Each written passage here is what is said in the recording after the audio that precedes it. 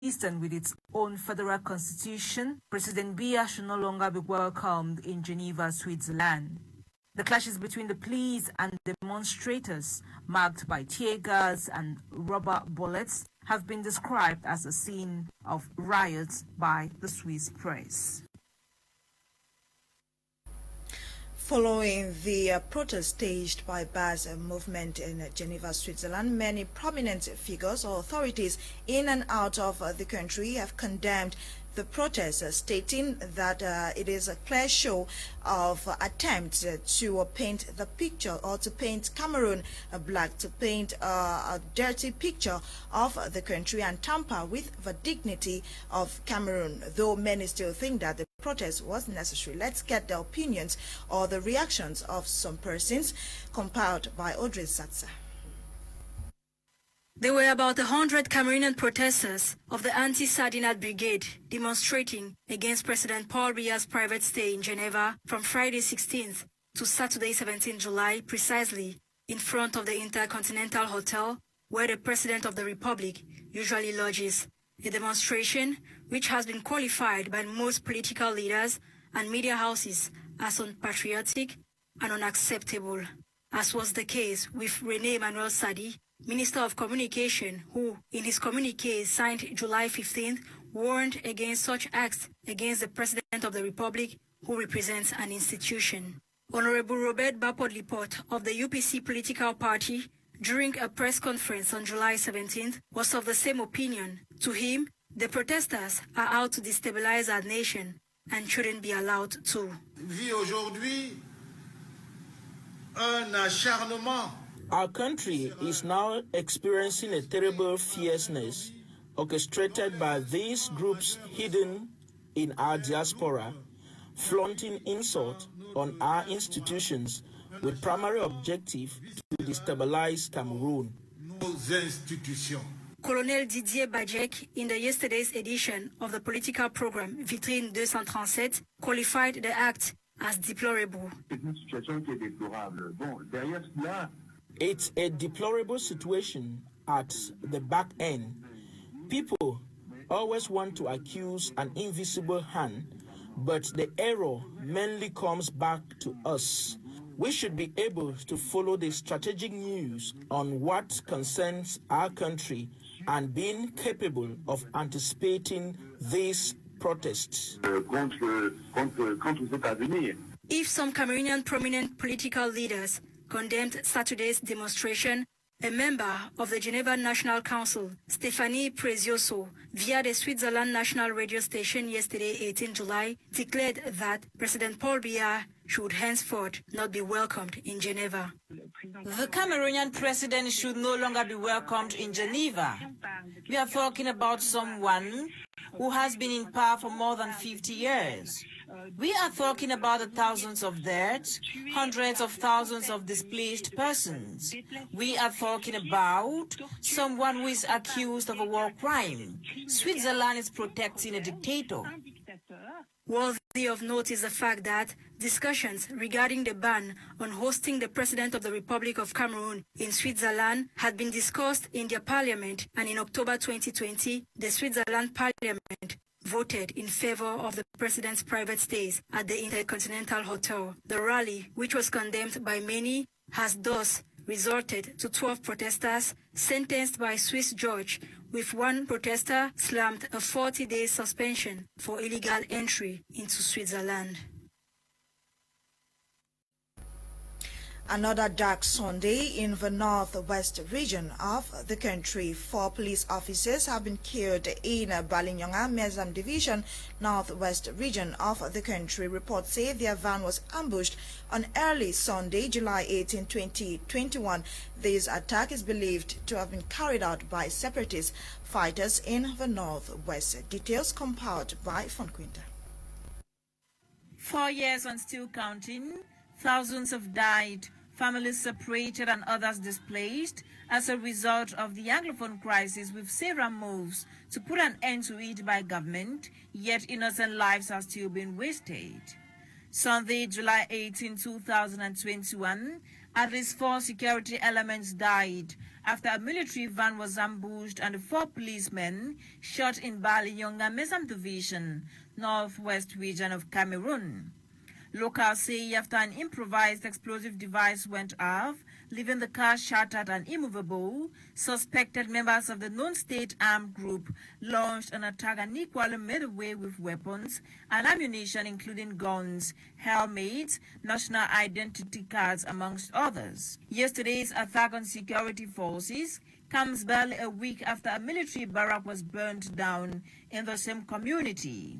Victims of the Sunday, July 18 attack include Amadou Mamdi, Themgwa Bikai, Ewane, amongst others. Though government is yet to react following the incident, it adds to many that have claimed the lives of many and left several others stranded in their communities in the Anglophone regions of Cameroon.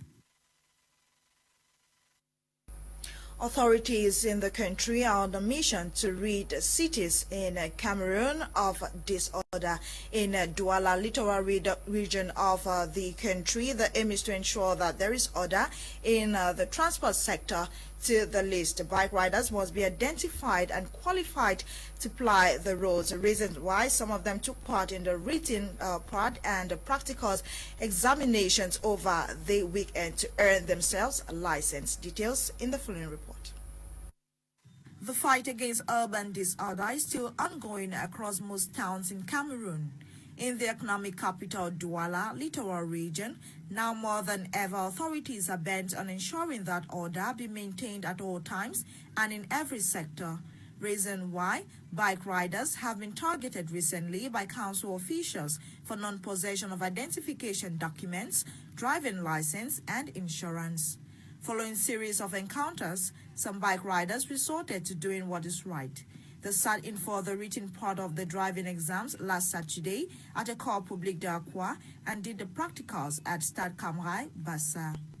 The session was smooth until it was revealed that some individuals had been collecting the sum of 2,000 francs CFA as registration from these bike riders before they take part in the examinations, an act publicly condemned by bike riders and other officials. It's here in the red car.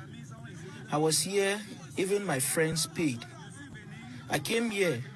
He took 2,000 francs from me with my card. With my card I bought for 500 francs. They wrote okay on it. 3 individuals were arrested for extortion and are at the Ndokpat 2nd Research Gendarmerie Unit. This move, according to authorities in the littoral region, will limit crime wave and disorder within the city of Douala. Staff of the Divisional Delegation of Transport for Mongo Division have been drilled on the use of radar and the test carried out by road users on National Road Number 5. The training was supervised by the Divisional Delegate of Transport for Mongo, Esoi Panda, whose objective was to educate the staff on the use of these devices as well as sensitize the public. Away from that, some 21 former poachers from Korob National Park have received orientation on the need to engage in alternative source of livelihood. This is in line with projects to protect the management of natural resources under the Ministry of Forestry and Wildlife. Clarissa Kowe in the following report. Poaching, the illegal procurement of protected wildlife, is fast becoming the order of the day in most protected areas. This is the case with the Korob National Park that was created in 1986. In all the clusters in the Korob National Park, or the 2 villages that we are working with, we have elements of poaching going on in the Korob National Park. And that is why the program for the sustainable management of natural resources, seeing this activity of poaching like one of the biggest threats in the conservation of biodiversity, took on board this strategy to look at those who are doing the poaching in the national park, to provide them with alternative livelihoods. Given the need to protect endangered species around the Korob National Park, these are some 21 former poachers who, through the hunters' engagement strategy, have surrendered their Dane guns and wire snares for an alternative source of livelihood. I was a trapper in my village background. That was So I see this program as a very nice program that is going to improve our livelihoods. I was doing timber exploitation, but I see nothing in it. Because if I do the timber exploitation like that, go to Nigeria, spend the money and come back, hoping that there is still food, there is still trees in the forest. During this orientation of this second batch of trainees from the Corrupt National Park, these youths were not only educated on the importance of protecting wildlife species, they were also guided on the best vocational training choices to make. They're giving them orientation on how the training is going to be done. And I think in OIC, they're going to give them another orientation. Because from looking at what they choose, we have some are doing building construction, then mechanic and driving, some are doing building construction, and a host of others. The training of these youths, which falls under the Program for the Sustainable Management of Natural Resources in the Southwest region, will ensure that these former poachers undergo a fully funded 6 months intensive vocational training before concluding with a 3 months industrial attachment. Yesterday, July 18th, 2021 was celebrated as International Mandela Day, and like many others in and out of the country, persons living with a disability in Meme Division, Southwest region of the country, celebrated the International Mandela Day under the theme, Role of the Law, Food for All. The event was organized or chaired by the Close the Gap Association, which advocates for total inclusion. Tamfo Sidwan Dimbye tells us more.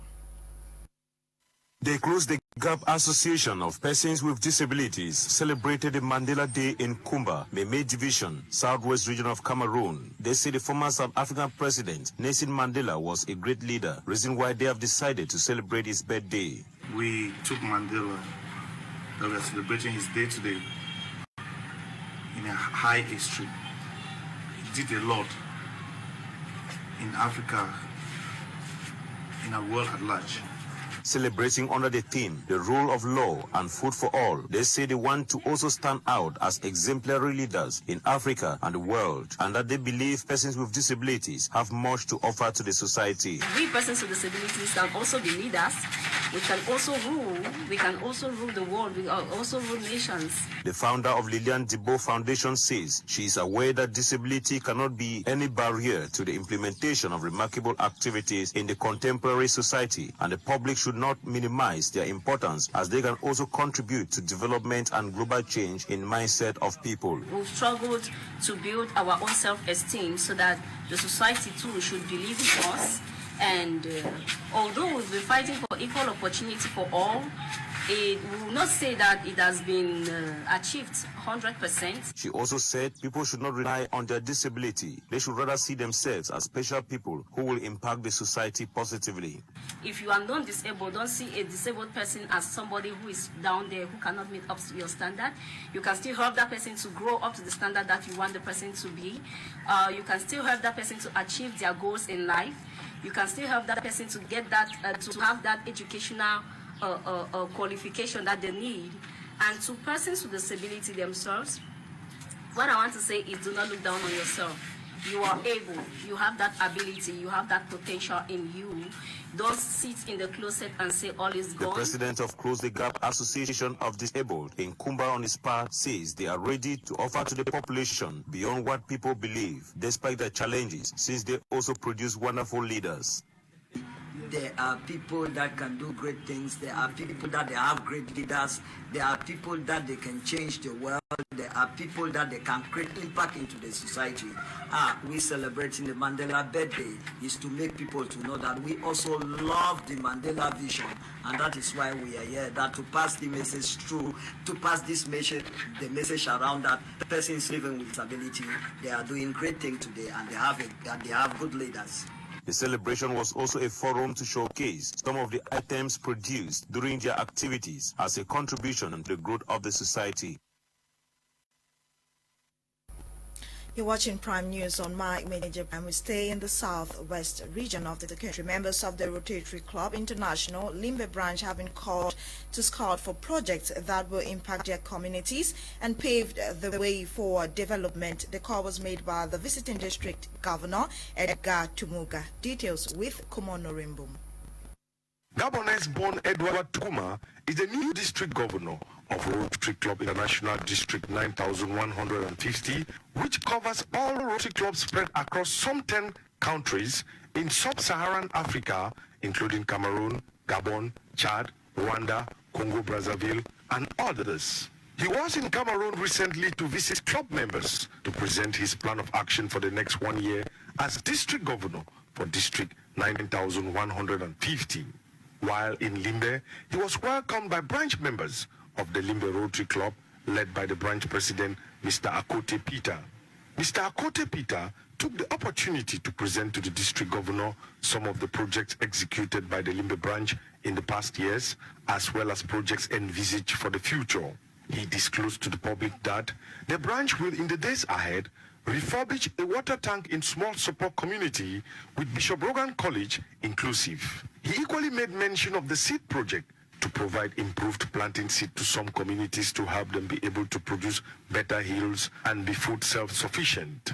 He chose Limbe among all the clubs because we are the 10th oldest club in Cameroon and this is the 8th chartered. So he came to Yaoundé and decided to come straight to Limbe to honor us before going to Douala. He launched a challenge that he wanted to raise $15,000 for his 15th July anniversary.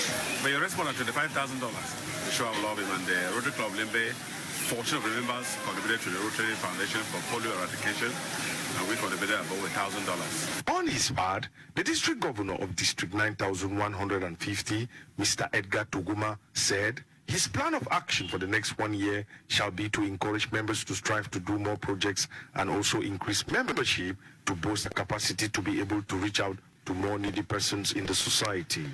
He further advised the Limbe Club to engage in projects which will attract huge fundings rather than limiting themselves to projects with small fundings, as global grants have a wider impact to the community. Mr. Edgar Tuguma equally advised his fellow members to strive to expand Rotary ideas to non-Rotary members who share their views and vision of helping the needy and vulnerable. The Rotary Club International is one of the world's largest philanthropic organizations spread across over 100 countries, with Africa inclusive. They have been very instrumental in the global fight to end polio, with billions being spent across countries to promote research and finance yearly vaccination schemes in a drive to completely eradicate polio in the world. In Africa and Cameroon in particular, Rotary has not only been involved in ending polio, but has equally been behind a series of other projects designed to help poor communities in areas of providing potable water, improving healthcare, education, among others. Senator Lionel Funderson Papinatu of Tico Subdivision Southwest Region has encouraged physical education as a stress reliever and a bond keeper to keep sports alive in Tico. He offered some sporting materials to various teams in the subdivision with financial assistance to keep them running. Details with Jobe Mukiregan.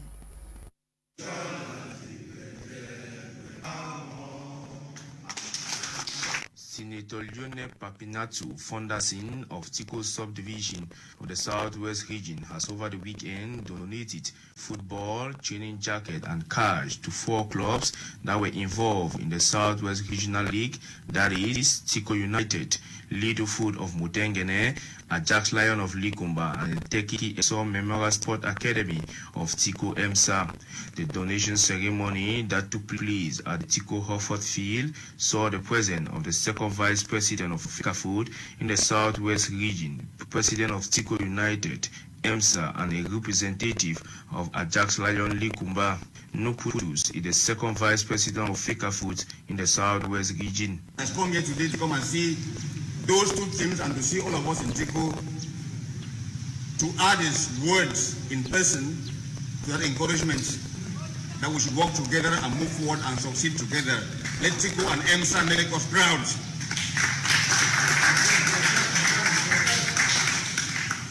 Senator, we thank you very much for your commitment and your engagement and your support to your manifesting today. President Iteki, President G, President, Vice President, President of Littlefoot, Mr. Chama, and President of Ajax, who is on the way coming. We thank you very much. Let's continue like this and make it work, at least this year for Chico. Thank you very much. Senator Ewane Fonderson, who of recent donated equipment to CMA Hospital, Hartford and Mutengene and sponsor a marathon competition in Tiko subdivision, says he is happy to come in with the football-loving population of Tiko and pray that Tiko should represent the region at the National Interpol. It is our wish that we should encourage the boys, the young players. Besides that, we look at it keenly in the Southwest region. Tiko has always been like a cradle for footballers. So this time around has not been any other exception. We have so many teams which are very, very active from the Tiko subdivision. So we think that it is our duty to encourage the young players and to motivate them such that they too can aspire to become real big professional stars in the world. It should be noted that two Tiko clubs, that is, Tiko United and EMSA, will be part of the upcoming Southwest Mini Interpol that will run from July 24 to August 8, 2021 in Limbe and Boya. Thanks, ladies and gentlemen, for watching. Join us tomorrow 6:30 for another edition. We appreciate your kind attention. The news was coordinated by Lasha Kinsley, produced by Ewane, Nolinga. Blanche Peldrine, Blanche King is my name. Stay tuned to my Major Prime at 7 p.m. You'd enjoy a fresh edition of Prime Hour with Kim Leonard. Enjoy today's edition and join the team. Happy viewing. Good night.